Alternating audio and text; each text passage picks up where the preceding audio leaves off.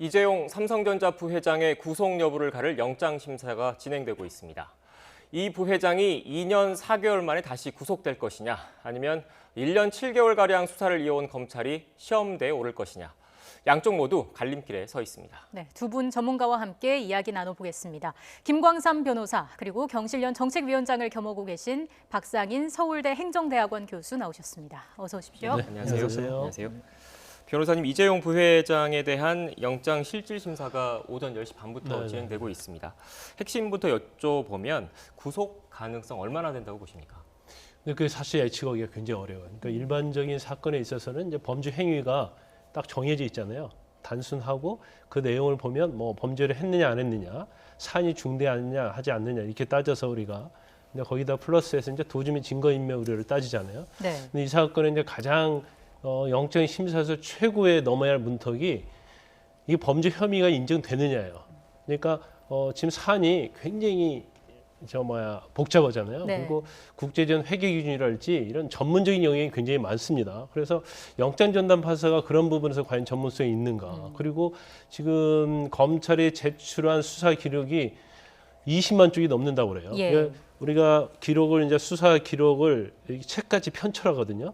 그러면 보통 한 400건 정도 된다고 하는데 과연 이 기록을 전체를 보고 범죄 혐의가 소명이 됐다고 판단을 할 수 있을 정도의 시간적 여유와 전문성이 있느냐 이제 그 부분이 좀 약간 문제가 될 것 같아요. 근데 네. 만약에 이 사건 자체에서 혐의 자체가 인정된다고 판사가 확신을 갖게 되면 제가 볼 때는 아마 영장 발부가 될 거라고 봅니다. 예. 그런데 굉장히 애매한 측면이 있고 피고인이 다툴 여지가 있다고 하면 결국 도주나 증거인멸 우려의 측면에서 한번 판단을 해보고 그런 다음에 이제 다툼의 여지가 있기 때문에 피고인의 방어권 보장을 위해서 불구속 수사 상태에서 수사하는 게 맞다 이렇게 판단을 한다고 하면 영장을 기각할 가능성도 있겠죠. 예, 교수님께서는 어떻게 전망하시나요? 네, 이재용 부회장이 받고 있는 혐의는 자본시장과 시장경제 근간을 흔드는 굉장히 엄하고 중한 범죄 행위입니다. 그리고 이재용 부회장 그 혐의를 전면 부인을 하고 있고요. 앞에서 변호사님 말씀하신 대로 법원이 혐의가 소명됐다고 하면은 당연히 영장을 발부할 것이라고 생각합니다. 네. 지금 앞서 저희 취재 기자도 연결해서 전해드렸는데 점심시간 때 잠시 휴정을 하고 지금 2시 30분이 넘어갔으니까 영장 심사가 재개됐을 것 같습니다. 검찰과 변호인 양측 치열한 공방을 벌이고 있을 것 같은데 어떤 부분이 핵심 쟁점이 될 것으로 보십니까? 근데 검찰은 사실 이 사건이요. 2018년도에 금감위 산하에 이제 증권선물위원회가 있거든요. 거기에서 삼성 마이로리스와 관련된 분식회계로 고발한 사건이에요. 그리고 이 사건 자체를 거의 한 1년 7개월 동안 수사를 해왔고 이제 수사 과정에서 삼성과 관련된 임직원들이 이제 증거를 인멸할 행위 이런 것들이 포착이 돼서 네. 일부가 구속이 됐습니다. 그런데 사실 이제 분식회계와 관련된 부분이랄지 이런 것은 워낙 다툼이 심해서 검찰은 1년 7개월 동안에 한 430회 정도 조사를 했고요. 또 압수수색만 한 50여 차례 했거든요. 그래서 검찰 입장에서는 이 정도면 충분하다 그렇게 생각하고 있는 것 같아요. 더군다나 지금 범죄 혐의 자체가 이재용 부회장이 자기의 경영권 승계를 위해서 이러한 절차를 밟았다고 보기 때문에 당연히 이재용 부회장을 알고 있을 수밖에 없다. 이런 확신을 가지고 있는 거죠. 하지만 이재용 부회장 입장에서는 지시나 난 보고받은 적이 없다. 이렇게 얘기를 하고 있기 때문에 아마 이 부분에 있어서 혐의 입증에는 굉장히 검찰이 자신감을 보이고 있는 것으로 보입니다. 그래서 아마 검찰은 굉장히 만만의 준비를 했다 이렇게 볼 수 있고 근데 중요한 것 중에 하나가 일단 아까 제가 말씀드린 것처럼 일단 혐의 자체가 소명이 됐느냐, 이제 그게 중요하겠죠. 네. 그다음에 그러한 혐의 자체가 인정이 된다고 하면 이재용 부회장이 알고 있었느냐 이게 또 중요하거든요. 그런데 이제 지금 언론에 의하면은 삼성 내부 문건, 특히 해체된 미래전략실의 내부 문건 같은 곳에서 이재용 부회장한테 보고를 하고 지시를 받았다 이런 문건을 검찰이 확보하고 있다는 내용이 흘러나오고 있어요. 네. 그래서 이런 부분들이 사실은 검찰이 가장 쥐고 있는데 스모킹건이 되지 않을까.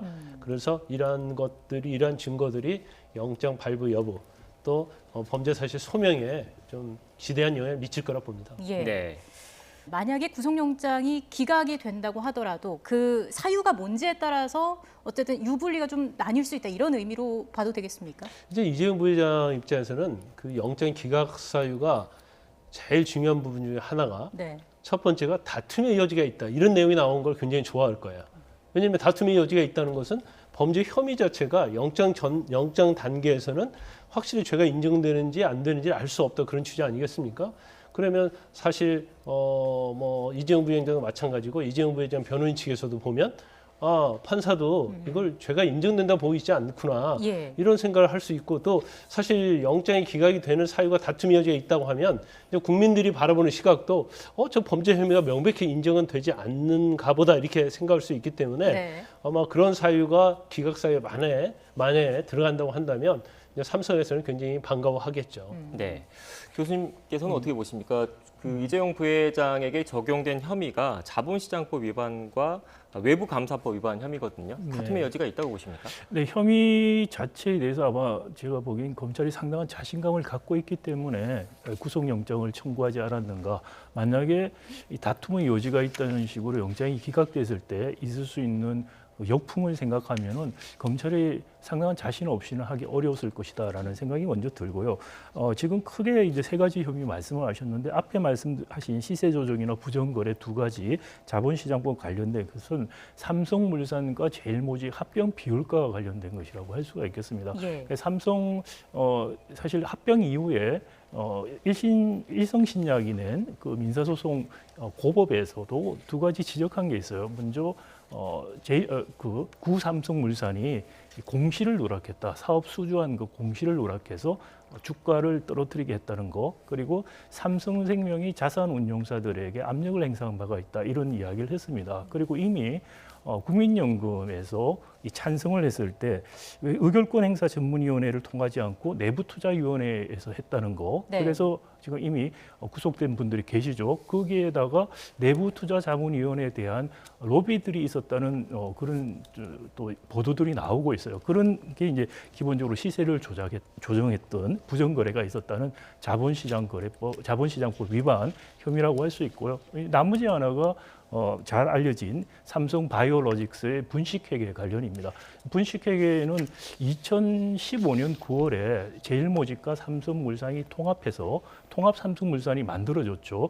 그때까지만 하더라도 바이오로직스의 삼성 바이오에픽스라는 회사가 종속회사라고 기재가 돼 있었어요. 50% 이상의 지분을 갖고 있다고 했는데 12월에 회계보고서를 내면서 삼성 바이오에픽스를 삼성 삼바의 관계회사, 즉 50% 지분을 가지고 있지 않다라고 보고를 합니다. 그게 이제 분식회계 혐의인데요. 네. 그 과정에 에피스가 관계회사로 바뀌었다는 것은 에피스의 콜옵션을 가지고 있었던 바이오젠이라는 미국 회사가 콜옵션을 행사할 충분한 근거가 있었어야 되는데 사실 그 근거 자체는 없어요. 네, 그리고 그렇지 않으면 다른 이유 때문에 이 콜옵션 행사를 안 하더라도 지배권을 잃어버릴 개연성이 있어야 되는데 거기에 대한 자료도 지금 제시가 되지 않고 오히려 지금 보도에 의하면은 삼성 바이오로직스가 에픽스 지배권을 강화하기 위한 TF까지 구성을 했었다라는 이야기가 나오고 있습니다. 예. 근데 이게 왜 중요하냐면은요,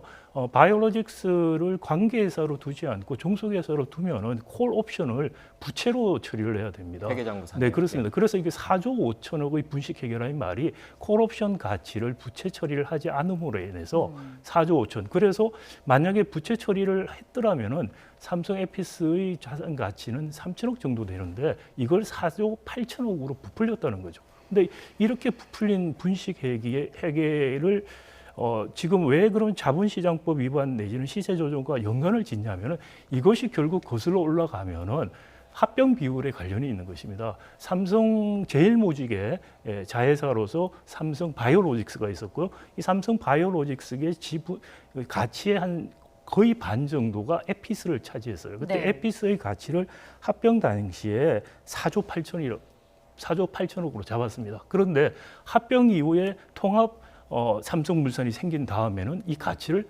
3조 2천억으로 낮췄어요.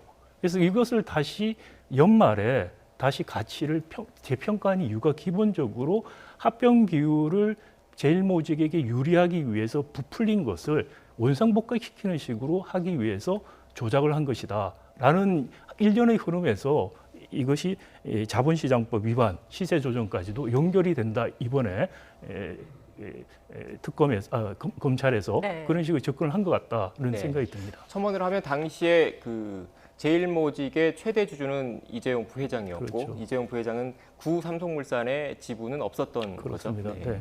그렇기 때문에 결국엔 이 합병 비율 문제죠. 그래서 삼성 그 물산의 주가를 계속해서 낮게 했고 형식적으로는 합병 비율을 우리가 법적으로 정하는 방식이 있습니다.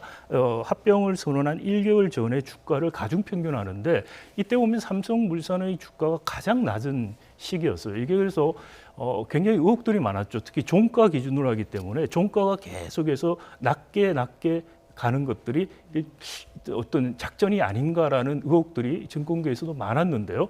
이번에 검찰에서 추가적인 증거들을 그와 관련된 것들을 입수하고 보여줄 수 있는지 그것도 한번 지켜볼 문제라고 생각이 됩니다. 네, 변호사님, 검찰이 그 시세 조종 혐의에 방점을 좀 뒀잖아요.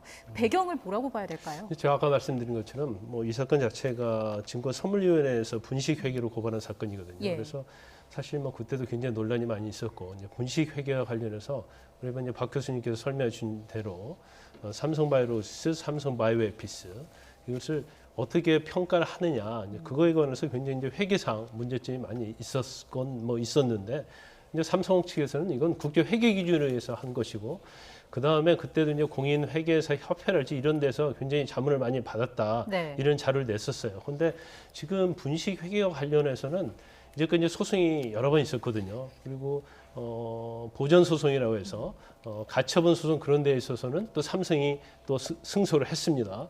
그리고 분식회 관련해서도 뭐 삼성바이오로스 김태한 사장에 대해서 영장 청구인데 기각이 됐고요. 그다음에 삼성물산 제일모직 이게 구삼성물산이죠.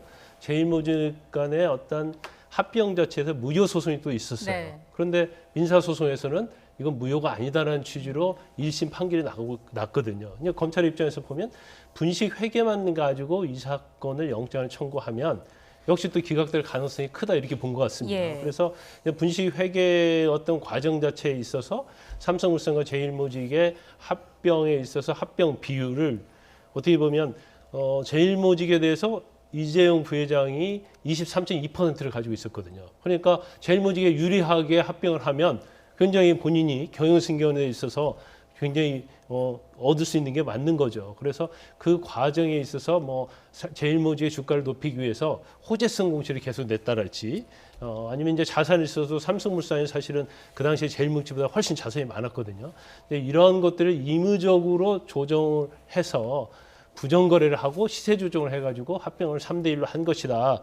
이제 여기에 방점을 둔 것 같아요. 왜냐하면 우리가 분식회계 자체에서 영장이 기각되니까 또 그럴 가능성이 크거든요. 그러면 오히려 어떤 주가를 조작했다랄지 시세를 조정했다. 이것은 혐의가 굉장히 중대하고 검찰 입장에서는 아마 이 부분을 입증하기가 더 쉽다.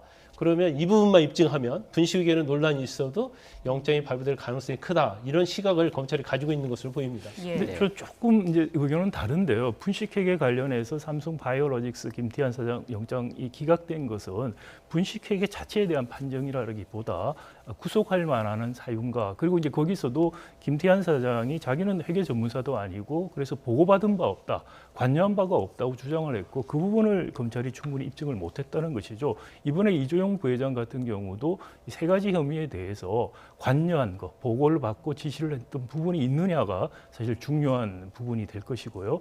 분식회계뿐만이 아니고 자본시장 전반적인 위반까지 합병 비율까지 쭉 간 이유 중에 하나는 대법원에서 그죠 이재용 부회장 재판에서 이 승계에 대한 묵시적 승계를 인정을 했습니다. 그러니까 묵시적 승계를 인정했기 때문에 그것이 확립되지 않은 상태에서 지금같이 삼성물산 제일모직 합병의 비율부터 시작해서 분식회계까지 이렇게 쭉 하나를 엮는 것은 쉽지 않은 작업일 수가 있는데 네. 그것이 확립이 됐기 때문에 이것은 자연스럽게 동기와 모든 것을 설명할 수 있는 하나의 일관된 하나의 행위로 이렇게 볼 수가 있다. 이런 의미에서 짧게 한 말씀드리면 김태환 사장 같은 경우는 뭐 횡령 혐의 그런 것도 있었어요. 그런데 가장 중요한 건 이제 분식 회계와 관련된 거예요. 그러니까 본인이 관여했느냐 관여 안 했느냐도 중요하지만 분식 회계에 관해서 그게 삼성바이오로직스 사장이니까 물론 뭐 회계 전문가는 아니겠죠.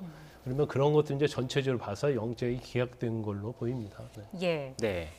교수님, 그리고 삼성 측이 어제 이례적으로 호소문을 발표했습니다. 핵심은 그런 것 같습니다. 경제를 위해서 이재용 부회장을 불구속해야 한다, 이런 입장인 것 같은데 여기에 대해서 어떻게 생각하십니까? 네, 일단 그런 호소문을 냈다는 것 자체가 삼성이 지금 이재용 부회장이 정상적인 심판을 받을 때 구속 가능성이 높다고 느꼈다고 저는 생각이 되고요. 네.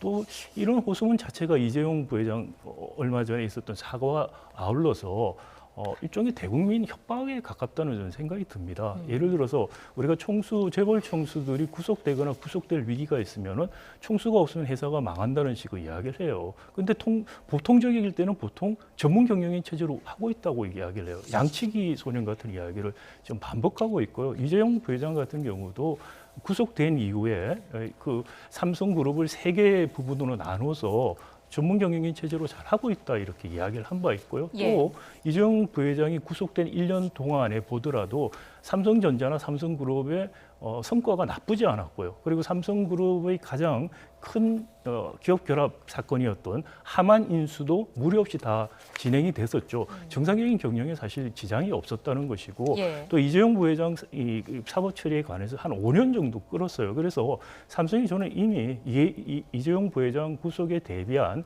이른바 컨틴전시 플랜 같은 게 있을 것이다. 그게 없다면은 이 정도의 글로벌 기업으로서 자격이 없는 것이죠. 예. 사실 이 호소문이 사실상 법원을 향한 것이다, 이런 분석도 나오고 있던데 영향이 있을까요? 그건 이제 당연하다 볼 수가 있겠죠. 그런데 일반적으로 어떤 범죄 행위가 있고요. 거기에 대해서 정상 참작 사유가 과연 영장을 기각이나 뭐 영장을 발부할 정도의 영향을 미치냐, 이 부분을 우리가 봐야 할 것 같아요. 근데 여기가 이제 계속적으로 설명을 드린 바와 같이 이 사건 전체는 만약에 혐의가 인정이 된다고 한다면 사실 이런 부분이 정상 참작으로 가기는 쉽지가 않습니다.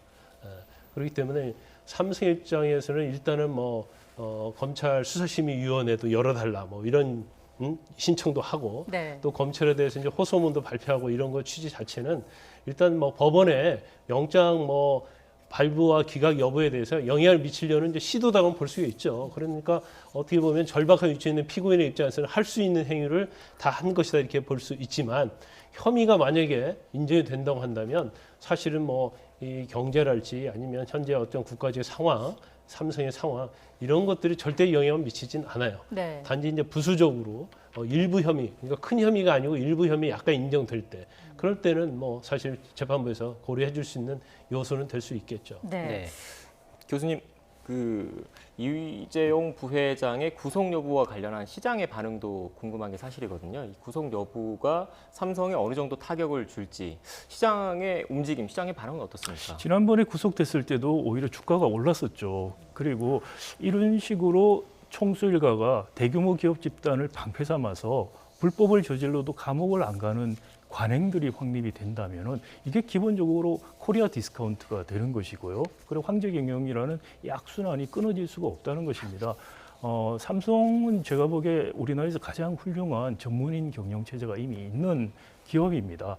아마 이재용 부회장이 구속된다면은 삼성이 진정한 의미의 전문인 경영 체제로 갈 수 있고, 네. 한국 재벌 체제도 한 단계 업그레이드돼서 전문 경영인 체제, 그리고 재벌 총수들은 대주주로서 전문 경영인을 견제하는, 그래서 코리아 디스카운트도 사실 없어질 수 있는 그런 전화위복이 저는 될 수 있다. 삼성에게도 대한민국에도 오히려 전화위복이 될 수 있다고 생각합니다. 네.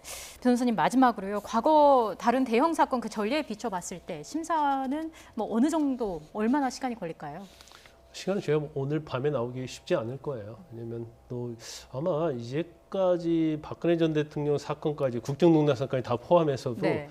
아마 기록이 제일 많은 사건 중에 하나에 속할 겁니다. 더군다나 20만 조, 책으로 따지면 한 400건 정도 되는데, 이걸 판사가 일단 안 볼 수는 없잖아요.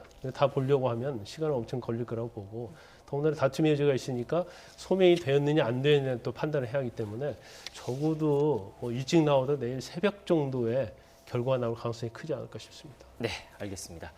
지금까지 김광삼 변호사, 그리고 경실련 정책위 위원장을 겸하고 있는 박상인 서울대 행정대학원 교수와 함께 이야기 나눠봤습니다. 오늘 말씀 고맙습니다.